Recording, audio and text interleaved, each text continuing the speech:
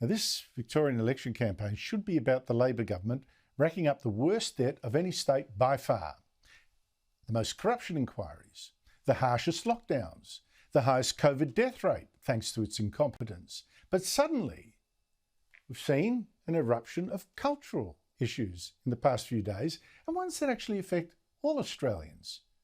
Issues that really need sorting out, because it's about things that make you think this country's on the slide. 3 examples, all from the past couple of days. 1, well, you already know the left has taught a new generation to despise our flag. But the Australian flag, to me, has now become... I identify that with racism. Does anyone else? Now, the federal Greens clearly agree. They even refuse to have the Australian flag fly behind them at press conferences, put it aside. Federal Labor does fly the flag, but the position in the strident colours of the Aboriginal flag in the middle, well, it really dominates under the arrangement Labor has now. Let's go to Victoria, this campaign. It's the most radical state. This push against our flag is so effective that Greens and Labor campaign volunteers in the seat of Maryborough in the country last week objected to the Australian flag being flown on the lone flagpole outside the early polling centre and had it taken down. They reckon if there wasn't room for an Aboriginal flag representing just one race, then we shouldn't fly the Australian flag that represents us all.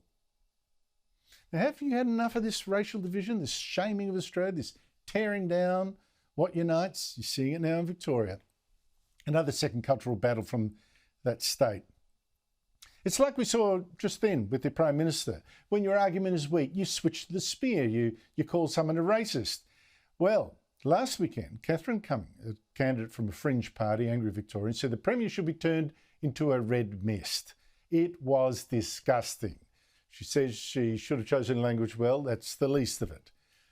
But the Premier, who's been having a terrible campaign, jumped on this and turned it into an attack on the Liberals because on its list of preferences, it had already put Cumming down at number 10. Like there's a couple of parties before her, but a number behind. Oh, terrible. The Premier used that excuse to tweet that Nazis, racists and bigots have no place in politics, no place in our state, and he claimed the Liberal Party are actively supporting candidates who espouse those views. It was obviously a calculated smear, get the heat of him, etc., etc. But the Deputy Premier, by the way, yesterday kept it going, although she could not or dared not name a single candidate who was a Nazi.